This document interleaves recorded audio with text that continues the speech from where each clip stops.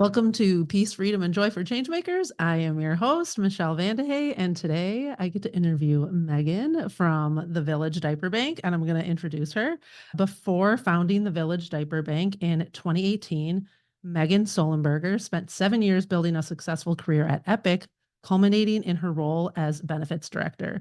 There, she developed skills and expertise in leadership, strategy, and big picture thinking that would become instrumental in building a strong foundation for her nonprofit venture.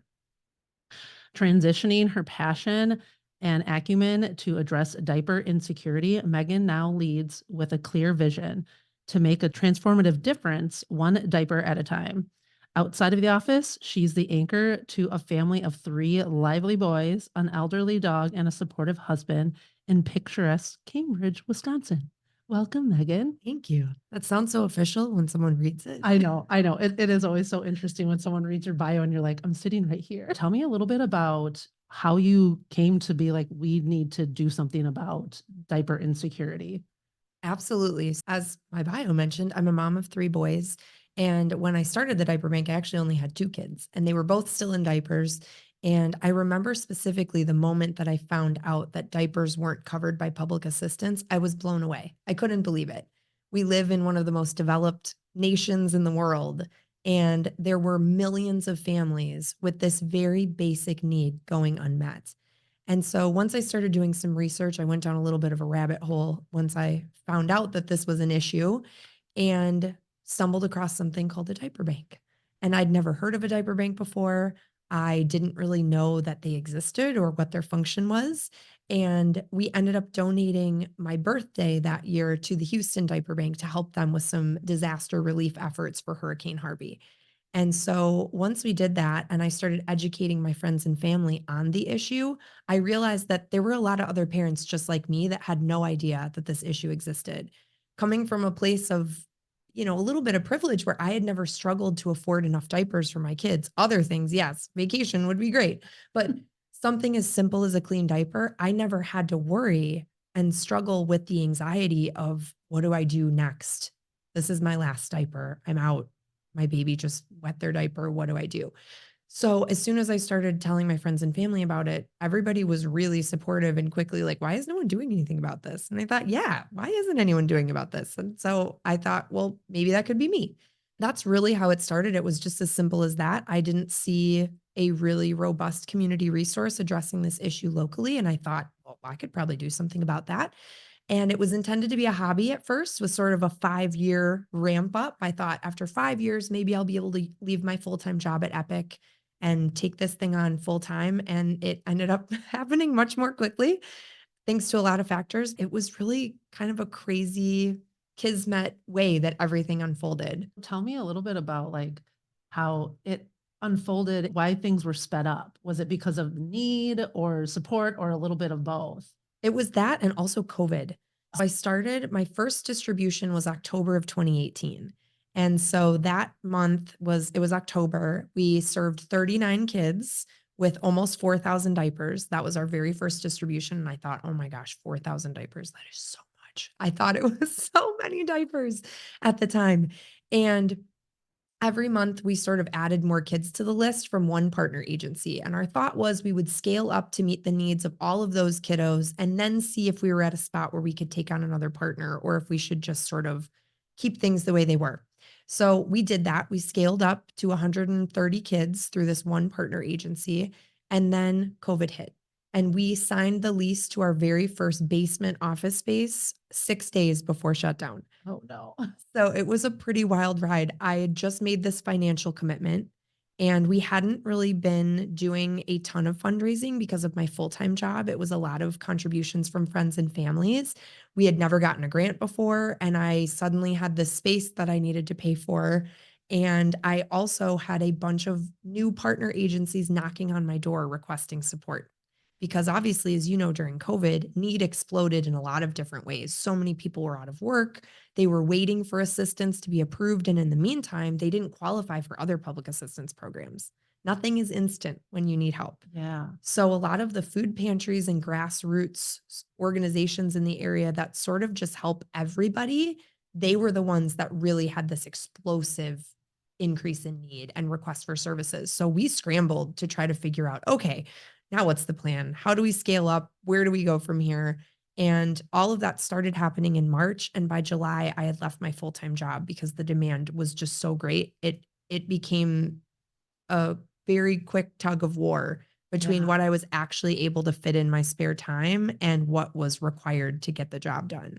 I'm so glad you bring that up because there's a lot of people that I talk to that start organizations kind of like you, where you saw a need and you're like, I'm just going to do it, not necessarily thinking this is going to be my full time thing right away. Yeah. But as I've talked to some people like you, where you're just like, there's a bigger need and someone has to take this on. What was that decision process like? Because sometimes I hear from people that I don't want to take away from the organization by, being an employee or being the executive director or whatever that is. Like, I don't want to take away, but what does it mean to be able to focus, and how did that feel for you to be like, okay, I'm going to be a paid employee? So at first, I wasn't paid. And Okay. so I took the leap to full time before we were actually able to pay me anything. So it was more of a big, long conversation between my husband and I, figuring out what was possible and doable. My husband has always traveled for work extensively. And thanks to COVID at the time, he was home. Mm. So that was a big driving factor too, is okay, we don't have travel right now. He has a job that also has benefits. And we were also in this place where if we got rid of our childcare, that, saved a significant amount of money every month.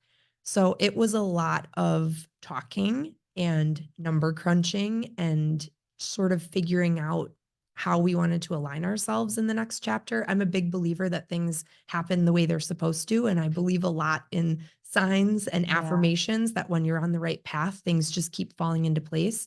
And as we kept moving toward this decision for me to take this on full time, things just kept falling into place. An anonymous donor came to us and made a $10,000 donation. We'd never had a bigger donation than like $1,000 before. And all of a sudden, $10,000 falls in our lap. I felt like we were on top of the world. Oh my Like gosh, we've millionaire. never had this. Yes, we've never had this much money. In our first whole year, we took in $15,000 total. Yeah. So getting a $10,000 check at the beginning of COVID was like, okay, we can do this. And then I started dabbling in grant writing and I was terrible at it. I still am, to be honest, but you have Yeah. to start somewhere. And it just felt like one thing after another happened. We got this great feature in the state journal and tons of donations poured in from that, and volunteers and supplies, support, and even businesses that reached out to ask if they could do diaper drives for us and things like that. So along the way during those conversations, there was also a lot of affirmation happening externally that was like, no, you need to go for this. Like, now's the time. You have a platform and a captive audience, literally, because people are staying at home and they're digesting a lot more local news and media. And they're wanting to help. People that were in a position to help during COVID, they did. They wanted Yeah. to give back. And so we really thought now is the time, better than any. I mean, people have a need more than ever, and people also want to help more than ever. So it just really was a good fit. That's amazing. And you're so right about the affirmations coming in and the confirmation. And it's really, to me, it's like I see it like when your attention is split, right? You can't be all in on your mission and on your organization. And so when you are able to make that shift and say, okay, now I'm all in, the universe shows up for you. So I think that's really cool how that kind of happened for you. And yeah, when you get a big check like that, it's like, wow, what are we going to do with all this money? I know. Right. And then we spent it really quickly. Yeah. Right. I'm sure. I'm sure. It's so funny you say that in that way because I left Epic the first week in July, right before 4th of July. And at the end of July, I emailed NBC 15, just their generic newsroom email address, thinking, okay, I do this full time. I've got to make something of this. I've got to make it happen. And I reached out to them with just this sort of simple hope that they would do maybe a story or two on us, that they would host a diaper drive at their station. I had envisioned sort of like they do for Bratfest, where Mm. folks used to come to their station and get brats, that maybe folks would come and do diaper drop offs and things like that. So I reached out on a whim thinking that would be my pie in the sky. And that's how our NBC 15 diaper drive was born, from that one email. And that was the biggest affirmation of all, where I was really in this period of sink or swim. And I had jumped in with both feet and I was sort of drowning a little bit, treading water. And all of a sudden, this big lifeboat emerged. And so we've been partners with them ever since. But that was another huge light bulb for me that once I devoted my full attention to this, I had much more headspace and clarity to figure out what the path forward was and to really put time and effort into those spaces where I thought we could make the most meaningful movement. So yeah, Yeah, it's been really sort of a kismet happening that's culminated in what it is now. definitely. And it's almost like you put it out there and your attention is able to go there. Then it's like you said, you have the opportunity to be more creative. There's so many more options when you're focusing solely on this. So tell me more about where you guys are at now, because I know you have expanded a lot since Yeah. then. So we've moved 4 times in the last 5.5 years. So we've been at this current home for a year and a half. It's a 6,000 square foot warehouse that's about a mile from here. And right now we serve 28 different partner agencies with over 130,000 diapers a month. We're in 4 different counties and we're on track to do 1.5 million diapers just this year. So we've grown a ton. I mean, year one, we started at the end of the year, but we distributed about 15,000 diapers our first year in 2018. And so this has been pretty explosive growth Yeah. for us, very intentional. We've scaled intentionally, but it's been really difficult because you want to help as many people as you can. But any nonprofit leader can tell you that the funding landscape is so challenging. Figuring out how you procure reliable funding, multi year funding, it's a constant grind. And so it's really hard to plan as a very small nonprofit for infrastructure, staff, space, all of those things, while also holding true to all of your promises you've made to the folks that you serve. So that's been a huge challenge for us. We're still trying to figure out Yeah, it's how that it's like the happens. the growth because you know the need is still there, and Mhm. obviously, like, that's why you keep growing is because more people need what you guys are doing, and yeah, but then the funding has to support that. But and then also being able to have a little bit of that trust and faith, like, "Hey, we're doing it, so, like, Yeah, it's show gonna up." happen, Yeah. and you know what? It does in weird ways.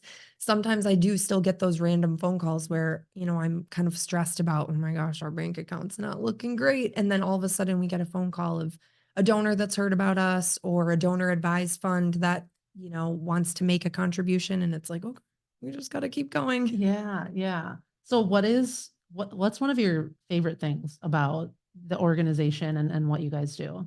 I think my biggest like proud mama moment of our organization is just how lean and efficient we are. Every single process is intentional. Nothing is by accident. Everything has been very carefully designed with sort of a lean methodology in mind so that we are really maximizing donor dollars and minimizing staff, overhead.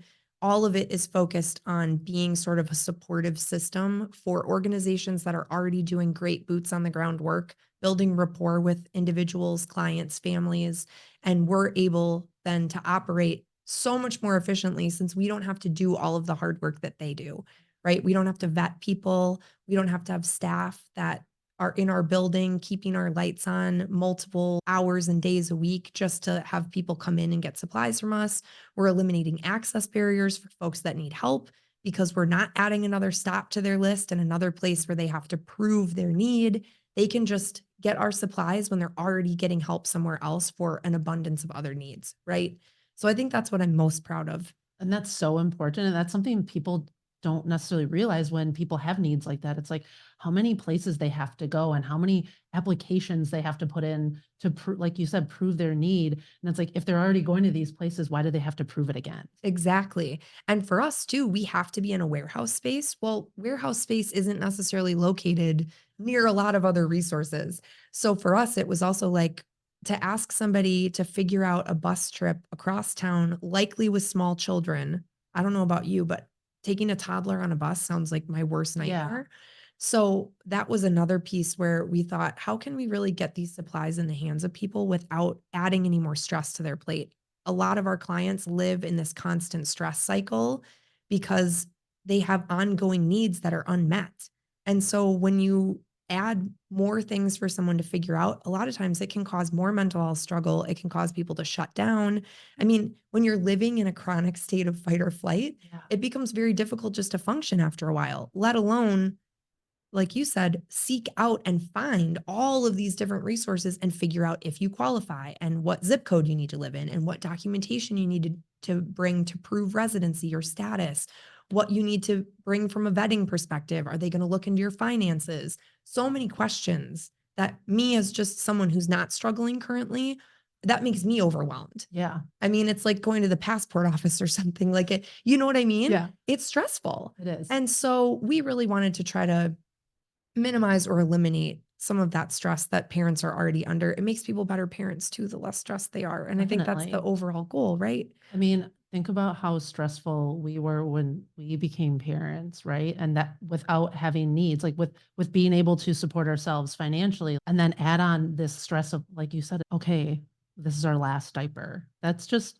I mean, it gives me chills thinking of, like, I can't imagine like being like, this is my last diaper. What are we gonna do? Because that's that goes into like healthcare and all that kind of stuff. Because if kids are sitting in dirty diapers, they're gonna be getting sick more and like all that kind of stuff. Oh, absolutely. And I think the biggest thing is that, you know, babies don't understand the difference between a parent trying really hard to meet all their needs and not having their needs met, Yeah. right? Like they are functioning at a very basic instinctual level.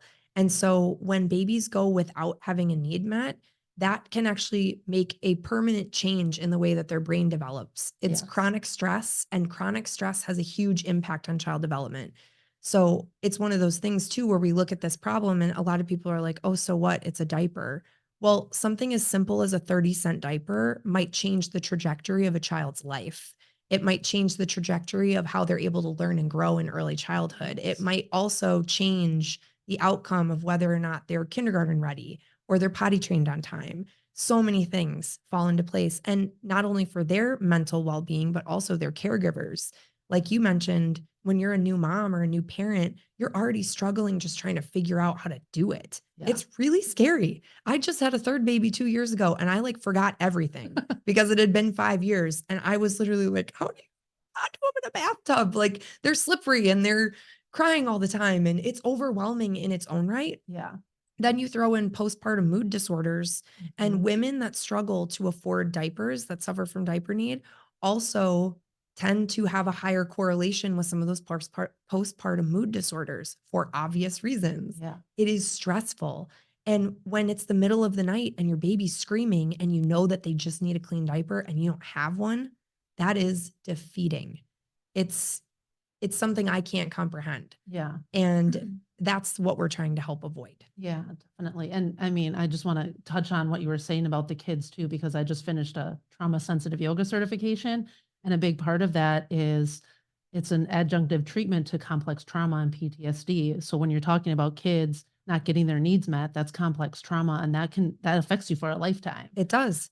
And it's something that a child can't tell you about. They Exactly. don't remember, but their muscles do, and their Hmm. brain does. Yes. And so it's one of those things that's very hard to study because we see outcomes from children that live in poverty and we sort of have guesses or information that correlates, right?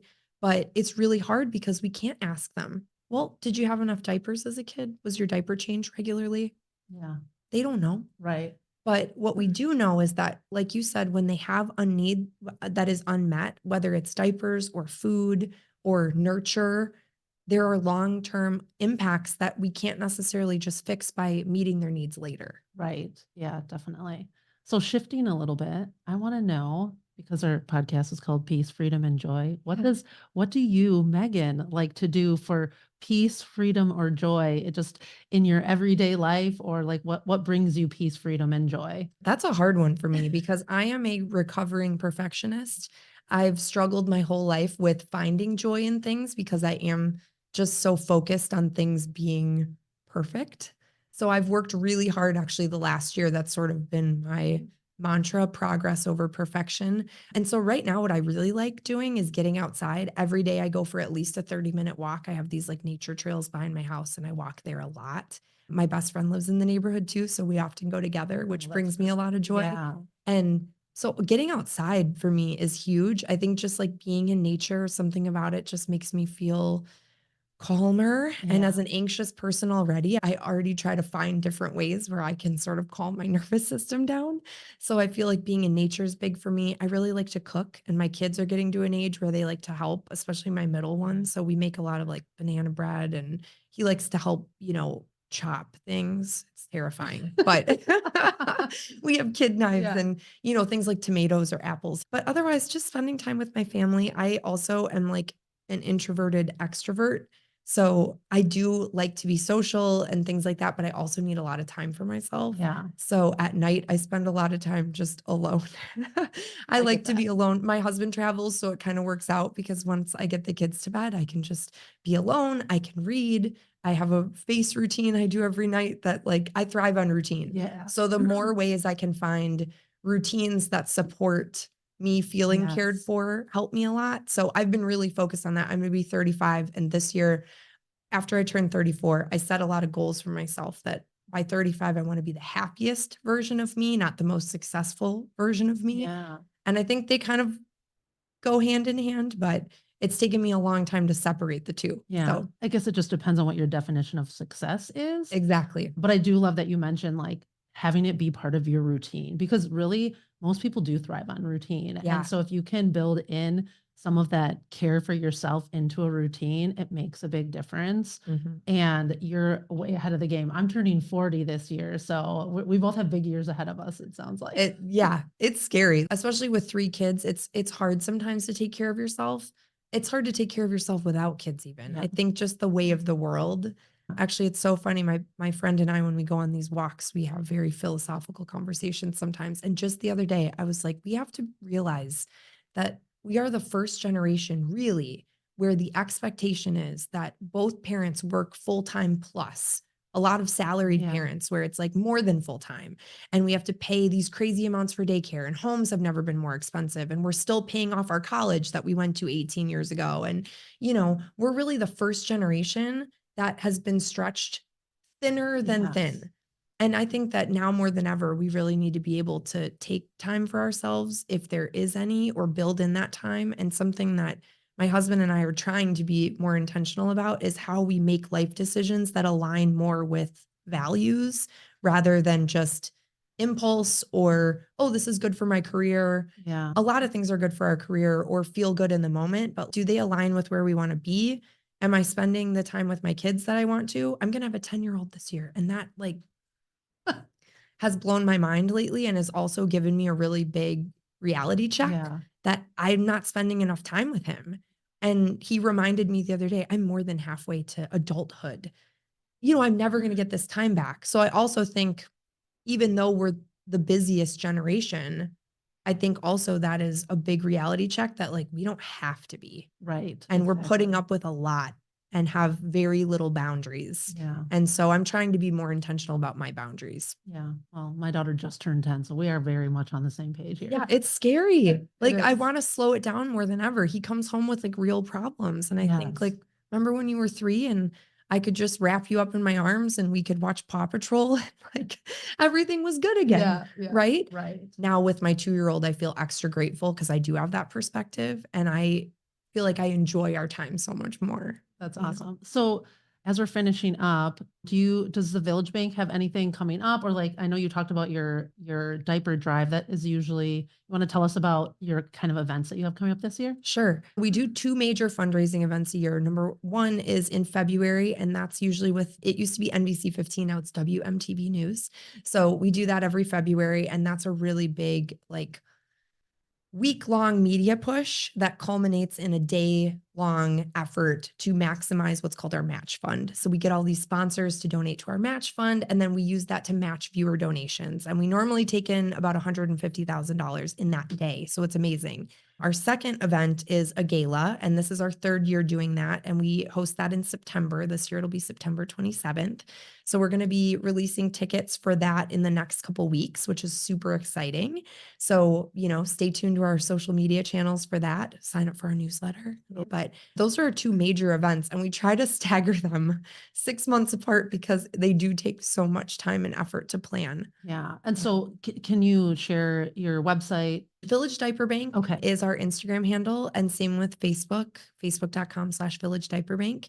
And then our website is just villagediaperbank.org. Perfect. Yeah. Well, thank you so much for being here with me today, Megan. And thank you for listening. And always remember that you are worth it.